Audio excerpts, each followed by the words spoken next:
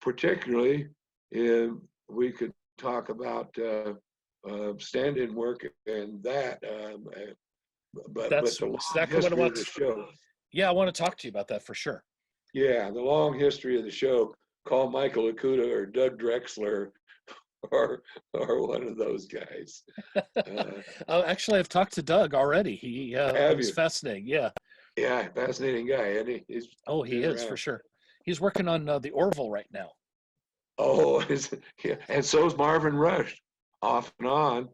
I Oh, understand. oh, Not that's to cool. change the subject, but I bet because what's his name, Matt, is crazy about Star Trek.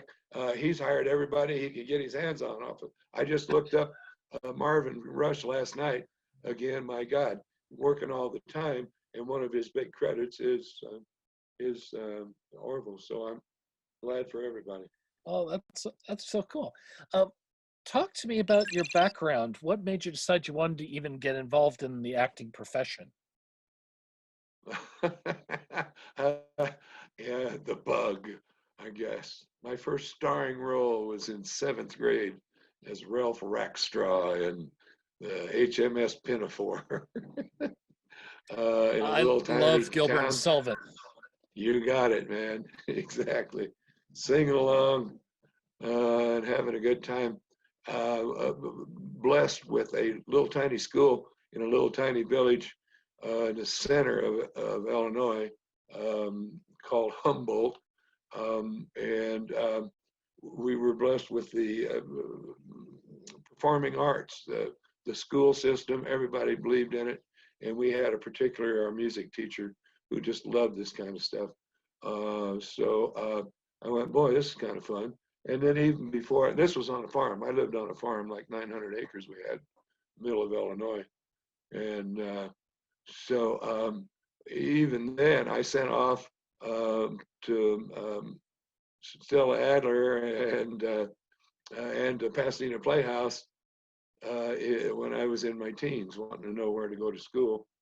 And ultimately, after I got out of the Air Force, which, by the way, I was one of the charter members at the Shepherd Air Force Base theater group, and they gave us an old church, and we put on plays on the base. So yeah, I just in it. It just was there. Um, However, people tell you, "Oh, God, don't go into it. You'll never make it. You'll never make it." So I went and got a degree in journalism, and what I did then was review other people's plays, and got my degree. I went, "Duh, what am I going to do with this?" And then we moved to Southgate, south of Los Angeles. Started the Southgate Theater Guild. I was the president of that for a couple of years. Well, that wife and I were working at the Auto Club Southern California.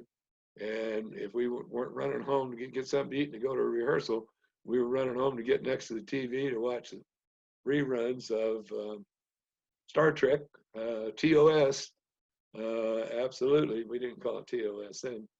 But we liked the concept. We just liked everything about it.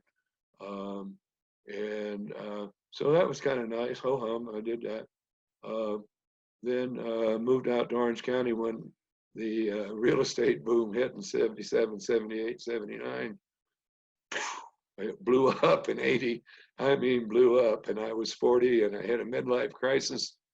So I said to my wife and everybody, stand back. I'm going to Hollywood. So I made a to-do list and signed up with the Southgate Theater Guild in down near the beach in Laguna Niguel area down there by John Wayne Airport, and got in with a casting director lady who was just going into casting, specializing in rich Orange County people for the rich scenes in people's movies. And I hooked up with her and started doing casting and doing extra work and doing some stand-in work. Stood in for Commodore Decker once, William Wyndham, on a short-lived series called Walking Tall, the series, with Bo Swenson. I think they did about 6 or 7 episodes. I was in none. I was the stand-in for William. Wyndham was one of my earlier stand-in jobs. But casting kept me going along. I got with another casting company in '84 called Atmosphere Agency, Lansing Parker's organization. And they moved along, and I ended up with Retha Gray, the lady that is pretty active as an actress now in her older age. But at that time, she had gray images. I had cast, she asked me to come in and cast a couple of movies a week for her. One I remember was with John Forsythe and Barbara Eden called Split Ticket. But anyway, I come back 3 or 4 days later to get my check or check in or something. And she, did you get my beeper? Yeah, I heard the beeper. What's up? Central Casting called and said, you've got a bald head. We understand you have been working, he's been working for you, Retha. Do you know where he is? And so bing, bang, boom, I called Central. Central said, can you get over to Paramount now? Go to the Cooper building. They're auditioning for Patrick Stewart stand-in on Star Trek. Just out of the, well, not out of the blue. I had the head shaved for Under the Rainbow. That's how I got my SAG card, was being an extra in a bunch of extras, and nobody wanted to get their head shaved. So I got mine shaved, and I got a SAG card for it. For those that don't know, Screen Actors Guild, probably one of the more famous labor unions in the world. Don't forget about it. It's labor. We are labor. Producers are the corporate boys. So yeah, I got my head shaved for that, kept it shaved. Central Casting knew it. Central Casting sent me over to the Cooper building and go up to the second floor. And it's probably Thursday before 4th of July weekend. And they're coming back, boom, next Monday morning, the day after 4th of July. So they got to get a stand-in. And 4 of us showed up. One guy showed up with big bushy hair and a t-shirt that had a tequila bottle on it. And checked him off. The second guy, I don't remember about him. And Henry Cusimano, who I had cast many times myself, came in, and he looked a lot like Patrick, but he had this twitch every few seconds. He'd twitch his head, and you know that a director of photography can't do photography.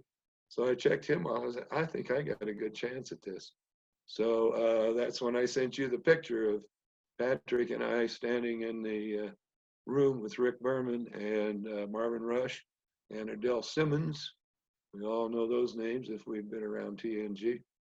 Well, said, actually, before you go any further, so you're doing yes. that. What does a stand-in mean? A lot of people might not understand that term. I do, but people who are watching this might not understand that. And I smile because what a stand-in really does, especially on Star Trek, you don't have to enter and hit the piece of tape on the floor. You're already standing on the tape, where the actor will hit that piece of tape. When the camera rolls, there's the tape. He stands on that for focus distance. And so while they're adjusting the lights and getting everything set up and dressing the set, the star goes back to the dressing room and does his lines or whatever and gets makeup on. And I literally stand in the light. Stand-ins, that's what the word means. Stand in the light. And who you're really working with is the director of photography and the gaffer with his light meter, making sure that Patrick's going to look beautiful by using my face. I am not a photo double. Photo doubles are people that look so close. A lot of stand-ins are / photo doubles. But in this case, John Nowak was the fellow's name, and I think he's still working. I know he's playing rock and roll in a surf band at our age, which is good because I'm playing music too. So anytime you see somebody that doesn't quite look like Patrick from behind, especially on top of the mountain at Generations, when Picard is saying farewell to the grave of Kirk, that's not Patrick. It was 115 degrees out there, and they put John Nowak on top of that hill for their helicopter shot and go around and get him. So I never stood in for him as a photo double. I stood in the lights. And in some shows, you even have to know the words. You have to say the words as you come in. You have to hit the mark just like the actor. Nobody ever films it, so nobody ever knows you were alive. No, that's not true. We had fun with it. So yes, that's what a stand-in does, is help the photography people get the lighting right. And so I stood in for a bunch of people. Like I said, my first real stand-in role was Commander Decker. I just thought that was so cool. I didn't know it at the time. I'd forgotten. Yeah, and so they said, okay, and they sent me out, and Adele comes out and looks at the four of us and says, well, we'll be calling somebody. Thank you. We hear Marvin in the room yelling, no, no, no, we got to pick somebody now. And so when I came back out and said, Dennis, will you stay? I said, sure. And here's what I was smiling about. Stand-ins don't do anything except stand on a piece of tape. That's all we do. That's what we really do, is be sure we stand there. Marvin had to think of some way to audition me, and he couldn't think of anything, but he came up with some pretty good stuff. When you cross left, which way do you go? You know, camera left or stage left? So I went off camera left. And when you're crossing, he asked a couple of questions about how to stand on a piece of tape. And it went well, and Patrick and I enjoyed our short time together there. And I got the job and showed up next Monday morning. And I keep looking at this instead of that.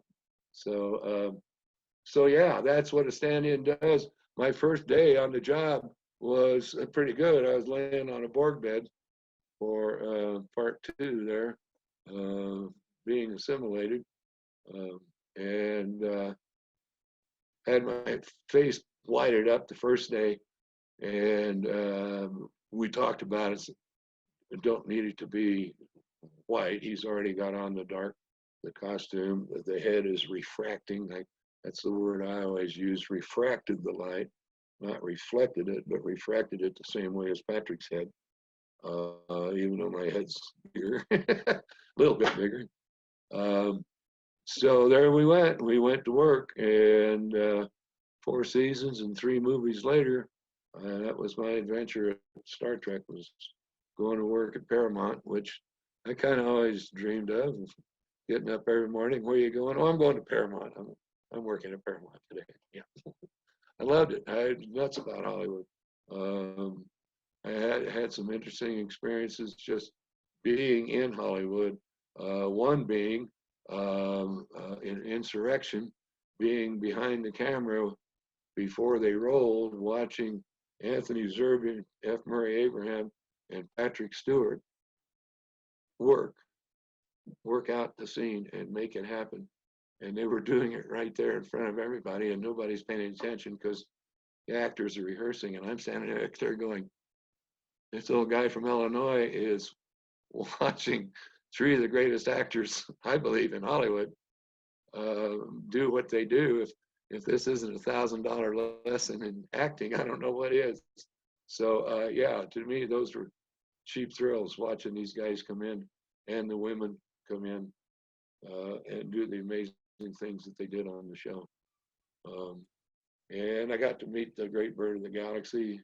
He died October, was it October of 91? 91, yeah. So he came to the set 2 or 3 times, and I didn't get to know him. I mean, it didn't get to know him at all. I was waving, going by. He's talking to the big boys.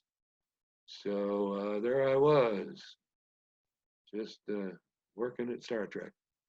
I had known Patrick only vaguely by watching Arsenio Hall. Just happened to be watching Arsenio Hall show, and I'd seen his face, and I knew he was around town. Everybody, he's an English guy coming in, going out, whatever. But on Arsenio, I sit and watch, and oh, that's Patrick Stewart. Is that what his name? Oh, that sounds like a good show. Okay, well, fine. And that was like in 87, 86 or 87, before the show started, and I had no idea, not an idea in the world, till I got the beeper to come to Aretha Gray. So I did have a little side thing since we're going to fill an hour here. I got to tell you, when I first came to town, I was studying at the Pasadena Playhouse in 1960, 61, when it was had an accredited theatrical school, which is now defunct. Playhouse is still there doing wonderful stuff. But I studied at the Pasadena Playhouse and got mixed in with some students, and we got out and we got a script to read from a buddy of ours, and he thinks he's got it sold. And sure enough, we form a band. It was just before the Monkees, and we got the script and we got ready to do the movie. And the director, out of a film school someplace, invited one of his friends over from high school, who was about to go on a space movie, and it was Leonard Nimoy. Gave us about an hour and a half of comedy instruction, how to do silly bow ties and this. And we said, well, good luck with your new show, Mr. Nimoy. And that was a few years later, I'm going, oh, that was the guy that was giving us comedy. And so I'll be darned. So you fade in and out if you're really around Hollywood. You just fall on stars. They're all over the place, you know. So, but to get into a show, it's tough unless you shave your head. Then they call it talent. I don't know if it's talent or not. Well, I was going to say, you played, I know you played a Bolian in Generations. Could you talk about the makeup and all that stuff for that? Yes. I can go on about that story right there. I heard 3 people that came back from the production meeting wherein they decided that I would be the Bolian. And the reason is, on this $500 million production, no, I don't know, how much did Generations cost? 120, I imagine, 100 million. They were trying to save money by not having the Bolian waiter speak.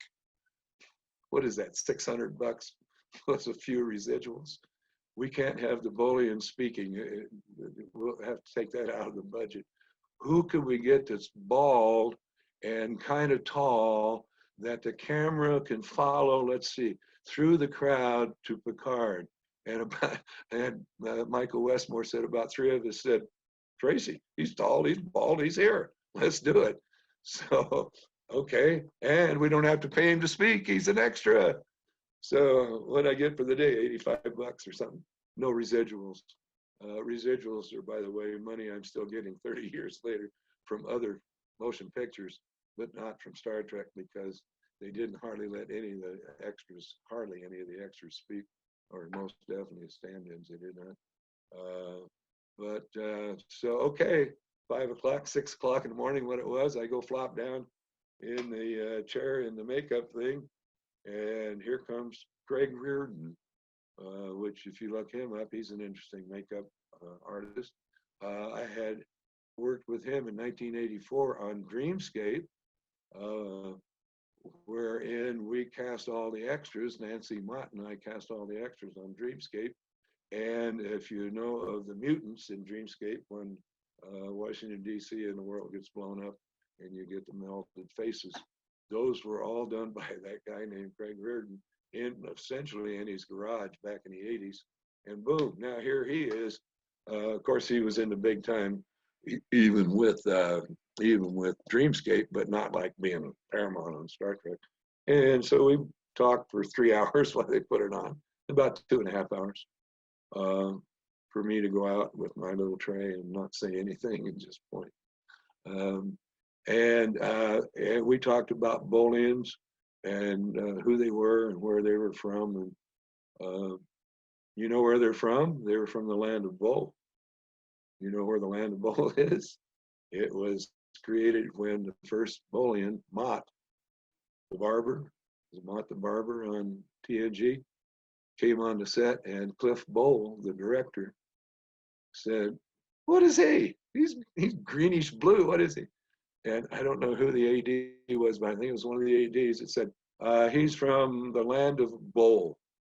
And everybody went, "Yeah, okay, Cliff, he's from Bol." And Cliff was one of my favorite directors, so that's why I brought his name up. But yeah, and I became a Bolian. And so there's 2 or 3 of us. I think Deep Space had 2 or 3 on the show. I've never seen all the episodes of Deep Space, but I think there was some there. So yeah, it was interesting. It got me some conventions, Star Trek conventions, not comic book conventions, but Star Trek conventions, back in Indiana and Texas and Illinois. So the bullying part did it, and of course, being the captain's stand-in was even more acceptable and desirable, I guess, than other stand-ins. But I got to tell you, I kind of pushed the stand-in thing. I don't know how many other stand-ins in any motion picture or television have ever traveled on somebody else's dime because they stood on a piece of tape. But yeah, for the conventions that couldn't afford $3,000, $4,000, $5,000, $6,000, $7,000 for stars, they'd get me to come and do the show. And I think WestCon, if I'm not mistaken, got me for free. We'll talk about that later if we can.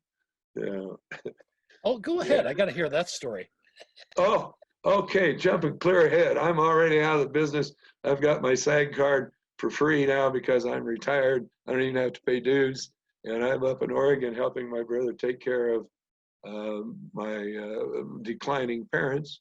And I get all involved in the computer and everything and meet up with Leo Roberts and Andrews and S. Joe and L. Sonnet. And these are all names that you know. And I'm completely out of Hollywood. I'm now in Seattle, Washington, doing this marvelous thing, which I just reviewed again this afternoon, how professional Star Trek Phoenix is and how good it looks. So we tried a camera out. They asked me to come up. Leo called me on the phone, said come up and talk to us, and we'll see if we can get you on.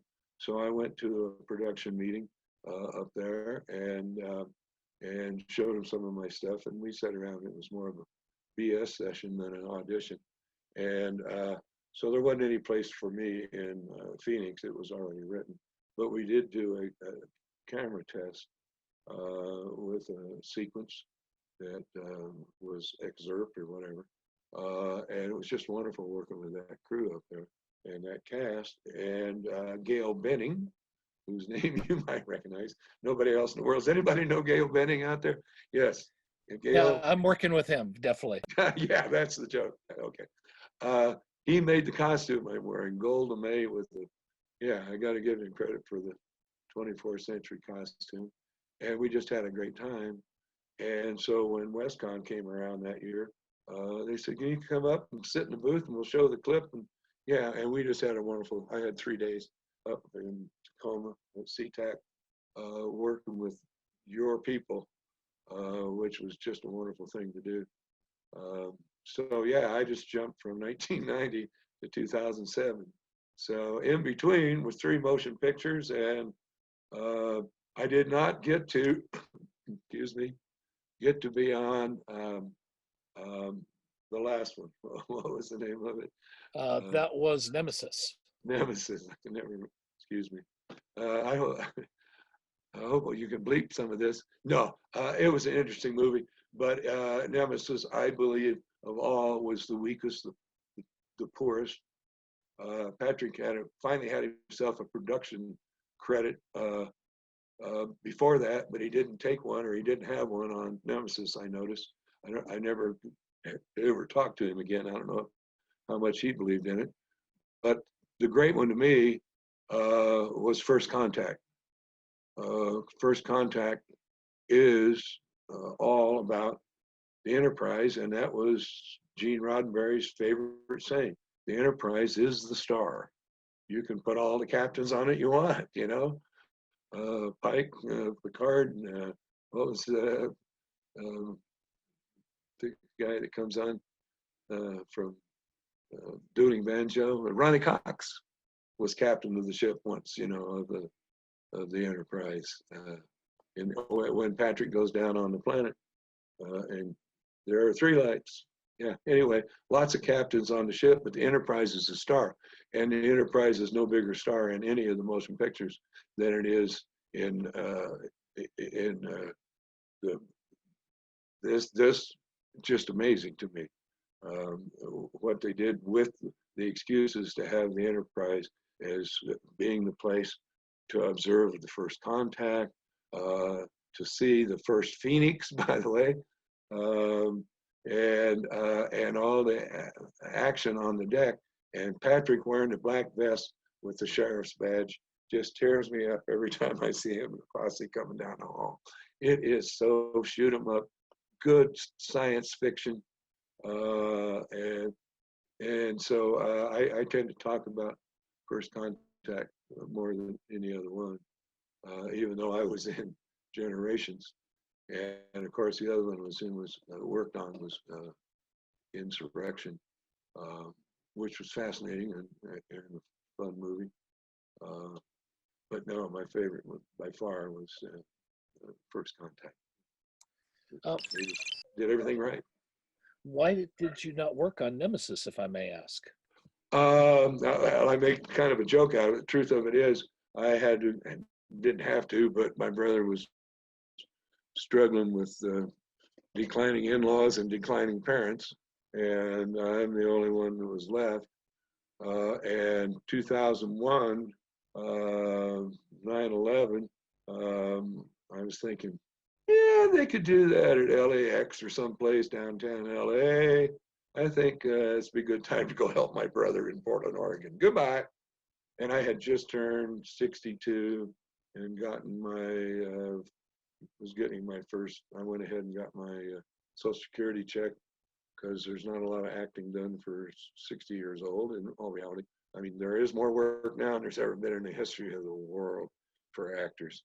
350 sitcoms all over the world going on right now. There's all kinds of stuff to do. But the 9/11 thing and my parents and that, I bailed out and went up north. And turns out that it was there was no corporate memory, as we call it.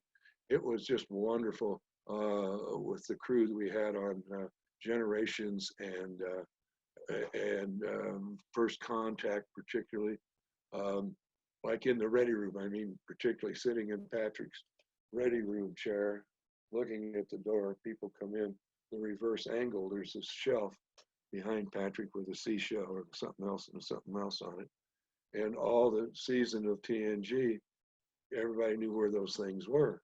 But you get one one crew member comes in, set designer, whatever, and he just puts them on the shelf, boom. But Trekkies know this stuff. So I'm sitting in a chair, and Frakes is standing or somebody is there, and we go, those aren't exactly the right order. And we're waiting for somebody to say, shut up, leave it alone. And they go, no, okay, where do you want? And they set those things all up in the right order to make continuity. And that's the corporate memory of motion pictures that I'm talking about. The things we were able to say. Again, I laugh at standing on a piece of tape, but if they would listen to us, stand-in could say that light's not where it should be. You put it there, and we know you're the gaffer, and that's your union, not my union. But the light moved. Oh, thanks. Okay, and you just see some things. You try to be helpful. So that all went, as far as I was concerned, with Nemesis and the Jeep ground jumping thing from 1989 didn't play for me at all. So the real answer to your question is, I called, said, I'm Patrick Stewart, stand-in. Oh, we have another system working now. We have different people. So they didn't use a single stand-in. They didn't use any of the film crews from the original couple of films, as far as I know, very, very few of them. But of course, they kept Westmore, I'm sure, to do makeup, and June Haymore Westmore. did Patrick's makeup. I think she stayed right up to the end of that show, but I'd have to look at my credits myself just to see. But yeah, there we were, making movies at Paramount, having a good time. Then what happened? What else would you like to know, sir?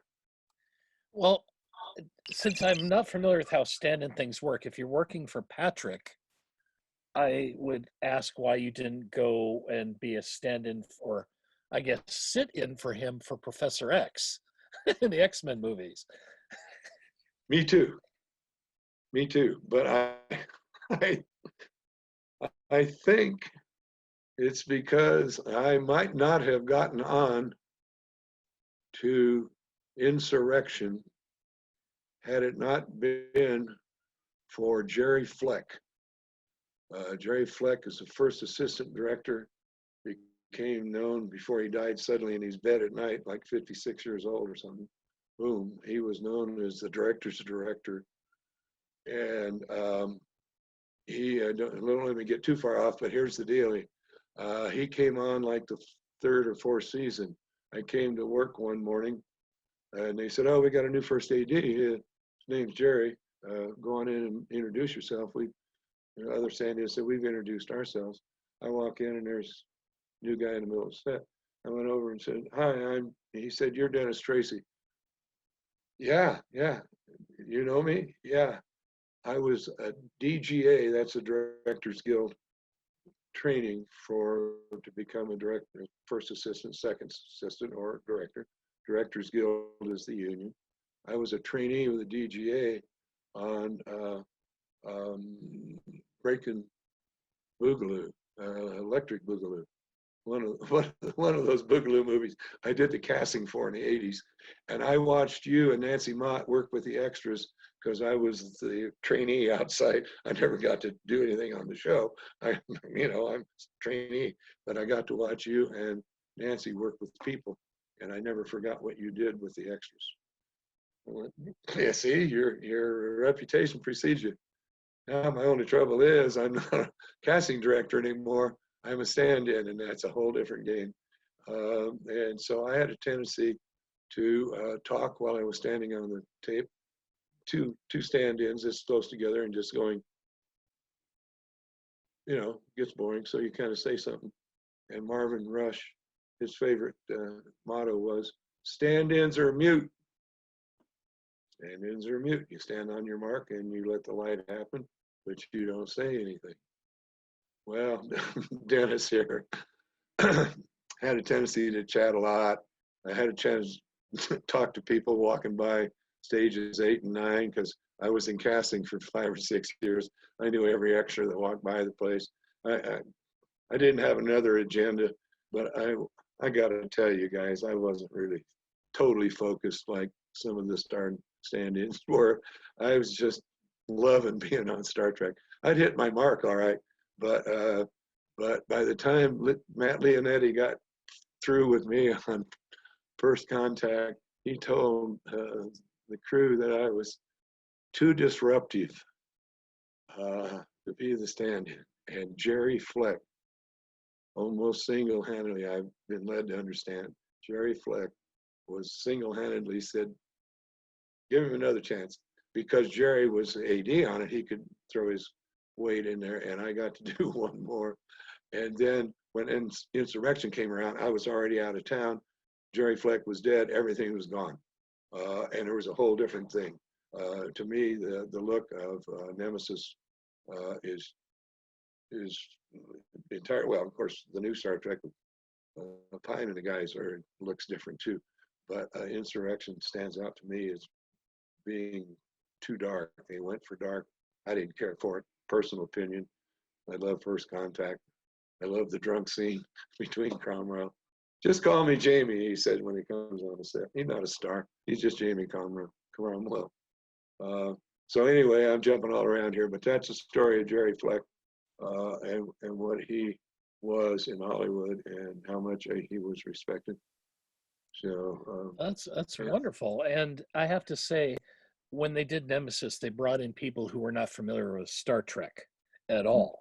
That's corporate memory at all. Not yep, familiar with the movie. They're just making another movie. That's yep. another thing I couldn't understand about extras. They're come in and they're working next to some great star, and it's just another extra job. Tomorrow I'm going to be on, Dynasty. I'll see you later. Man, every day I was on Star Trek was part of history, and again, part of me was I was the stand-in that kept before there was smartphone cameras. There were little bitty Kodachromes, and I took pictures where I shouldn't have. I've got photos that nobody else has got, not even the still photographers, because I sneak the camera around quite a bit. And You so, should do a yeah, memoir, and I'm not joking. You should. my wife tells me I should do memoirs, but almost everybody besides Patrick is like a 15-second meeting, almost. Certainly the gang on the set, the actors. If I walked into a convention tomorrow, I'm sure Gates McFadden would say, "Isn't that Dennis Tracy?" Or something. But yeah, I got some pictures together and pasted them in a pretend book. You got me there, buddy. All right. Well, I didn't mean to get you. Shoulda, woulda, coulda. Shoulda, woulda, coulda. Yeah, I'll get around to it. I'm not getting any older. I got to tell you, one quick thing about standing in was when Admiral Satie came on the set of Drumhead, played by Gene Simmons. I got to sit backstage for 3 or 4 or 5 days with Josephine. I think it was Josephine. Don't remember her last name. She at that time had been with Gene Simmons constantly for 30 years, 25 or 30 years. She said we've been through 3 husbands each and 3 cats each. And when Gene Simmons flies, she flies first class, and I'm the seat next to her. That's the way to Wow. do it. When I stood Wow. in for Eddie Albert on Dreamscape, because I was casting, so I cast myself as a stand-in. It's a good job. It's nice to be king. And for Eddie Albert, but his stunt double, his photo double, his stunt double, had been with him for 15 or 20 years. Dick something with a short name, Dick Short. And he looked like a short Eddie Albert. He was smaller, but his statuesqueness, his photography, his angle from the back, he looked just like him. I don't think of someone like him needing a stunt double. Eddie Albert was 1984. It was getting close to his into his career, but his president in that movie had to jump through the rubble and do a bunch of stuff, and so we got to meet Dick. And so yes, photo doubles. Some of these people are indispensable to some stars. I'll tell you the movie you got to see. It's a little far out, and certainly Patrick wasn't too drunk to drive. But Once Upon a Time in Hollywood, the stunt double driving the star around because he lost his license was just so Hollywood to me.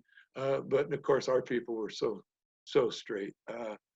We never had any kind after I got there, and I probably shouldn't bring this in now, but the reason Marvin Rush and myself and everybody showed up in July of '90 is because let's just say there was a drug problem with the other film crew, who shall remain unnamed, except for all you guys that already know the names.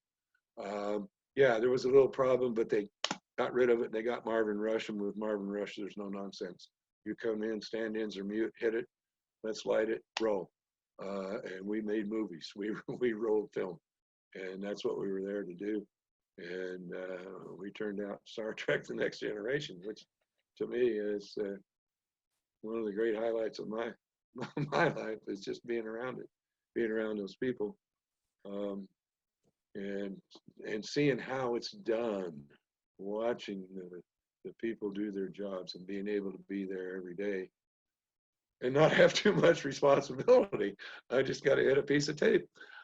Again, I'm making this a running joke. But yeah, stand-ins are important. However, Matt Leonetti did remind me that in the early days, they used a stick with another stick person and focused on the two sticks. So it made me humble. I didn't want to turn back into a stick. So yeah. That's it. That's what stand-ins do. Try to replace a stick.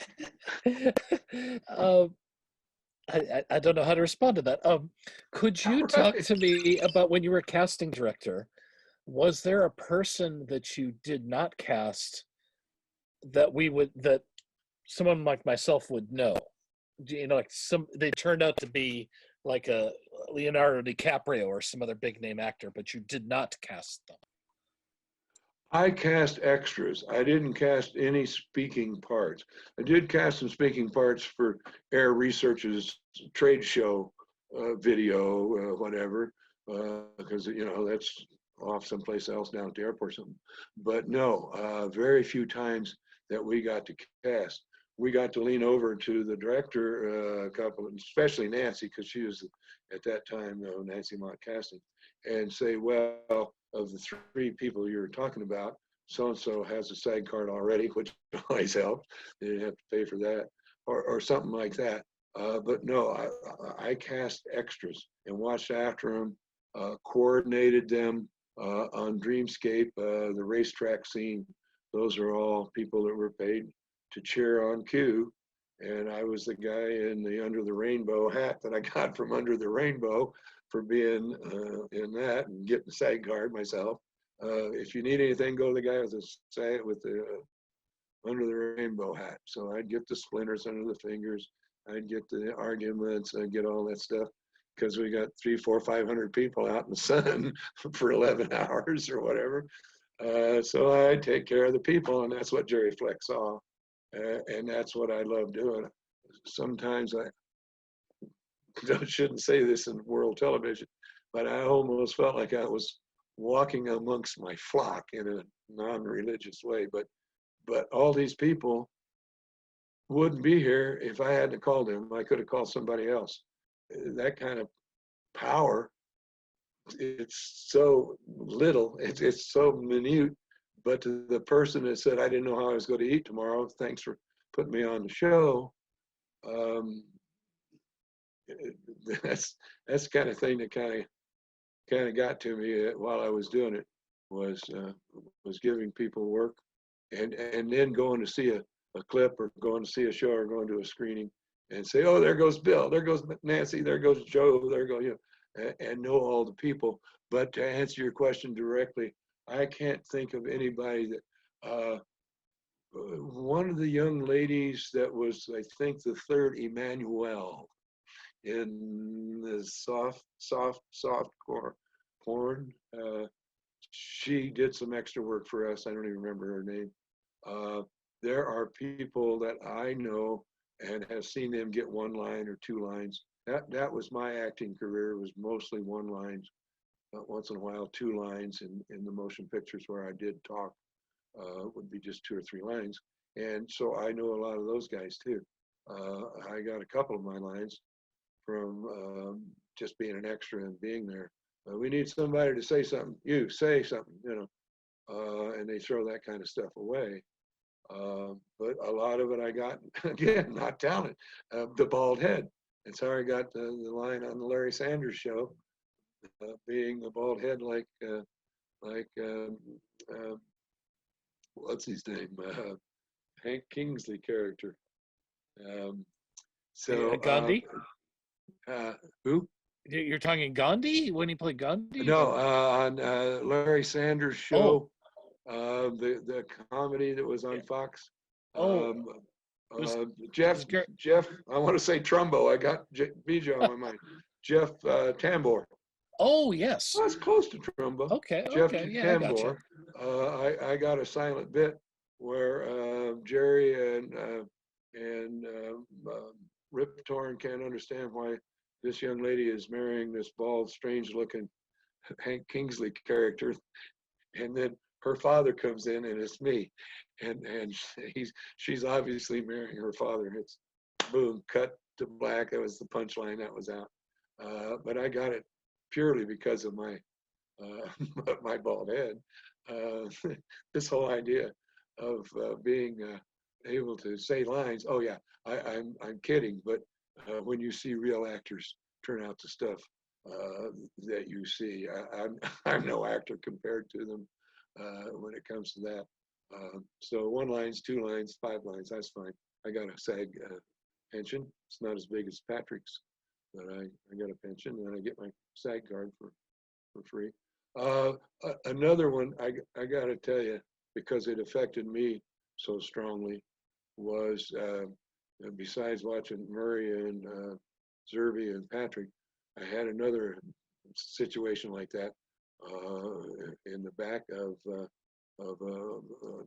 building in Claremont College when Christopher Plummer's character comes in, takes Van Sydow's character out into an alcove built around the office, which is already there. It's not a set, actual part of the college campus. And Blair tells the character Blair tells Van Sydow's character what's going to happen, blah blah blah. And again, everybody walked out and just left them to do their thing. And I'm standing behind the camera, going, and this was before Zerby and that, and I still can't believe it. I'm standing here, nobody else is paying attention to Max Van Sydow, Jesus Christ, and Captain Von Trapp. These 2 guys are working for me for free in front of my face. And I'm watching their technique and what they did and how they did it. And of course, whatever it was, 15, 20 years later, when they're in their 80s, they both get nominated for Oscars, and Max wins. And I'm going, hey, I already know those guys. I was behind the camera with them in 1984. But to me, that is just astounding stuff. Patrick's idolatry, by jumping around here, was when James Worthy came to the set to be a Klingon.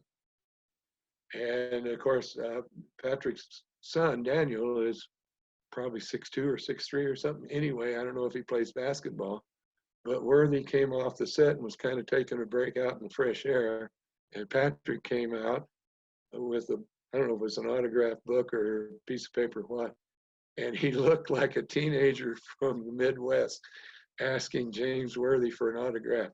He stumbled and he mumbled, sir, no, he didn't say sir, I don't know what he said, but he was looking up at Worthy. This is for my son, he says. And I thought, hey, everybody admires somebody. Somebody is not equal to somebody. And we're all in this together, I guess you'd say. And I just thought it was so sweet to see Patrick be a guy asking for a sportsman's autograph. And so that's the kind of stuff I observed around the set a lot. There was a security guard that stayed with us for the whole thing, for the whole filming. And I think he made 3, maybe even made 4 of the shows before he left. His name was Zard Ward. LZ was just the perfect guy to do the work of watching the security and seeing what's going on at the door as you go in to the sound stage.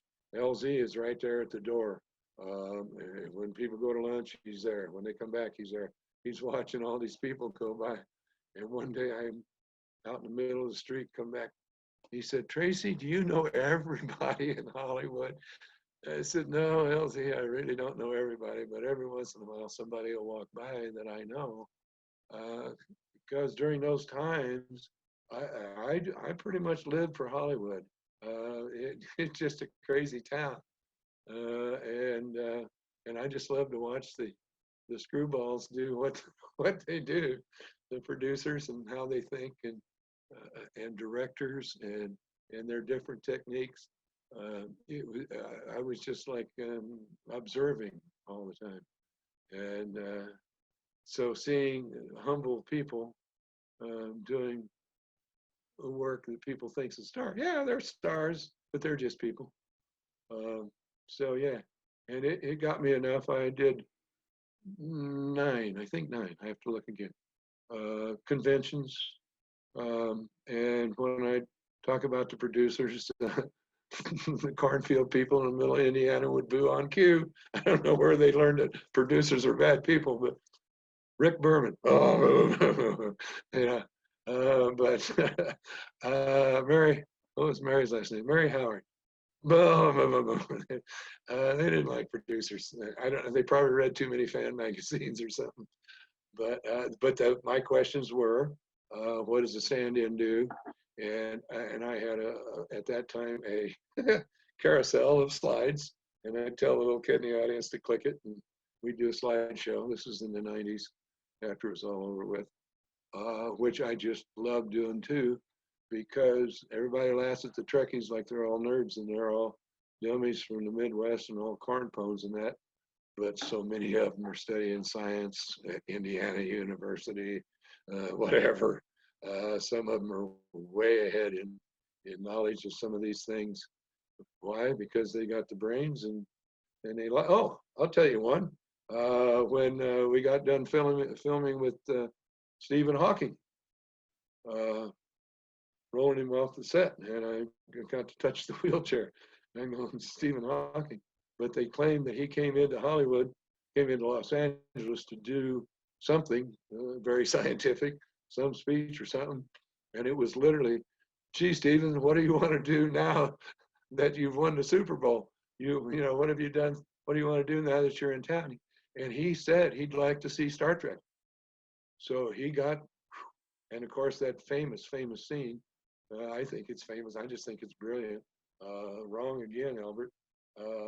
It's just such a subtle line, because Stephen, as you probably know, some people might not, Stephen has actually disproven some part of Albert Einstein's theories. I don't have any science.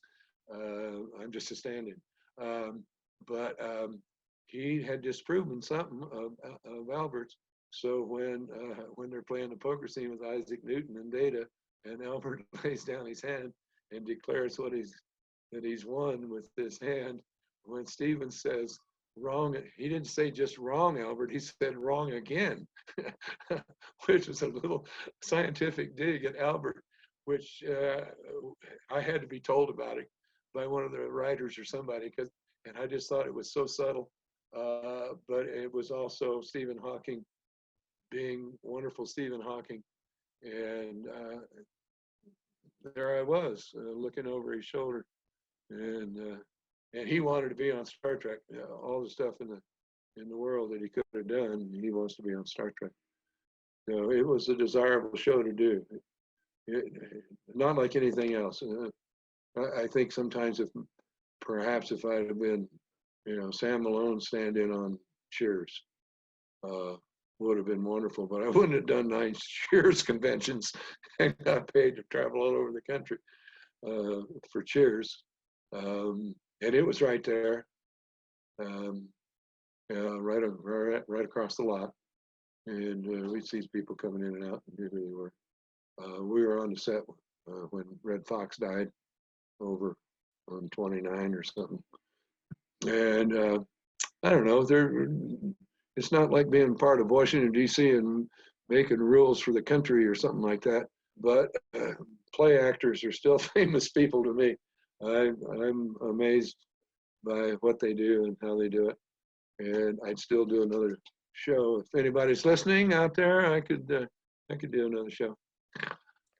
Well, I was going to say your role as a stand-in is nothing you could shake a stick at. But seriously. Yeah, but bump, cha. Yes, sir. I wonder if you could give me a live long and prosper. Like that? Yep. Yes. That's it. Left-handed. I can't do it left-handed. That's fine. Well, go ahead with the other one and give me and say, yeah. Live long and prosper. Thank you. That's perfect. One last question, because unfortunately I have another thing here in a few. Uh-oh. Of all the stuff you talked about, what is your fondest memory working on Trek? Call back in an hour. Let's see. Fondest memory. Fondest. Oh, Jerry Fleck knowing me by name. Sitting with Josephine talking about the life of Admiral Satie. Sitting in for Patrick with the real actors because Patrick was directing. I don't know if you call this fondest, but I might. Patrick is off, and I'm sitting in the captain's chair, and Gates, Dr. Crusher enters, and they're rehearsing. This is not lighting, this is rehearsing. Gates comes out of the ready room, and she comes up, and for some reason, she took 2 big bounding steps and straddled me in the captain's chair, put her hands on my shoulder, and said something funny, and the whole cast and the whole crew cracked up, and she just got off my lap like it was like an everyday thing, and I was accepted as part of the show by her, which to me was a leadership thing for her to do. And having looking for fondness, I can't think of anything fonder than Gates McFadden sitting on my lap. But yeah, there's just all kinds of things out there. Just every day was a dream. For me, I was just having fun. So that's all I can give you. Well, this was fantastic. Thank you so much. Your stories, really? Okay. Inspiring. And now I'm going to go back and look at particular episodes and see if I can spot you. The only place I will be is in Tapestry. No, not Tapestry. What's the one where the train is going to oblivion someplace? And it's a train car, and there's a knight in armor, and there's a flapper, and a gunslinger in black cowboy things, and Worf, and That was me. the holodeck episode? No, it's where they get trapped on a train. It was the last one filmed and the next to the last one shown, or the other way around. Damn, I used to know all this stuff 30 years ago. What was it? Anyway, it's one of the last 2 shows of the series. And the train car, by the way, was the train car from Dracula that was still intact. They brought it over and used it. But I was the man in the gray flannel suit. They picked me to deliberately look very much like see, I'm having trouble with names today. The man in the gray flannel suit. Who the hell played in that movie? Anyway, they wanted me to look like that, and I had on a gray flannel suit and a gray fedora, and I'm reading a newspaper. And the camera goes by really quick. And the only other time I'm even in the camera's lens is as the bullion waiter in 10 Forward. Where can I find Dr. Soren? Don't speak, Dennis. Stand here. So I pointed. The episode's called Emergence. Emergence. I knew it was one word. Yeah, emergence. Okay. Oh, that's cool. Yeah. I kind of wanted to be an alien, but being a human. Gregory Peck. Gregory Peck was the man in a gray flannel suit in 1952. And so they copied that look from me. And I got the photos. Robbie Robinson was the still photographer. And he got a shot of me in that. And I'm glad to have that on hand.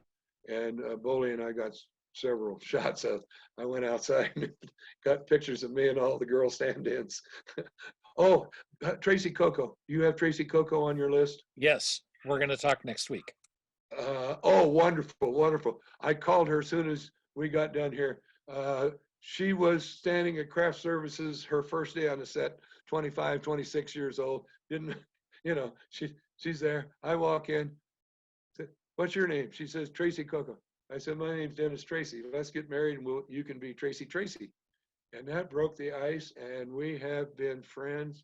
I stayed with her and her mom while I was working a little real estate project in Orange County in 2010. I stayed at their house for like 3 or 4 months. I was the one that introduced her to her first. I don't know if she'll tell you this part because she's got so damn much to talk about now. but in 95, our first one was Purdue University at Lafayette, and she was go on first. The billing, I was star coming on second. She got stage fright so bad, I said, go out and tell him Tracy's going to come on later, and now Dennis is going to come on. And they bought it, everybody bought it, and I came out and just talked to them like talking to people. And Tracy saw how easy it was, and boom, now she's traveling the world. Except she's not traveling the world now. She just said her conventions are canceling left and right on her because of troubles. Right. So, but no, delightful child. And they loved her on the set. I don't know if she'll brag this much about it, but Michael Westmore said the reason she did so many aliens is because she brought his prosthetics to life. He just loved bringing her in and throwing stuff on her face.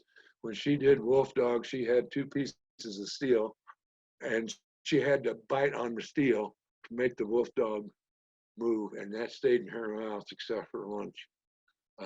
Just a trooper. She's the woman that flows over when Marina crashes the ship. That's a whole nother, about the resin that because Troy happened to be in command of the ship when it went down, and it was a generation when the ship crashed. Anyway, Coco's the one that goes over ops. So she's done stand-in. She stood in for the Borg Queen. She's done the video. She's done the voiceover. She is just a utility. I call her the world's most famous extra. But you'll have a good time with her. Have you talked to her? Did she ever get attached at all? Did anybody ever call her from Phoenix back in 07 or 6 or 5? That I don't know. You'd have to talk to Leo and the gang. Yeah, I'll talk to them sometime soon, I'm sure. Okay. Yes. And thank you again for doing this. It's been a thrill. It really has. I thank you, and I thank the kids up there, all of you, because nobody comes around anymore. I'm retired. I'm up in this little village up here, so it's a pleasure to mouth off for a while. I don't know. Keep looking at the cameras. I'll stop recording and I'll pop in. Hang on. Oh, okay.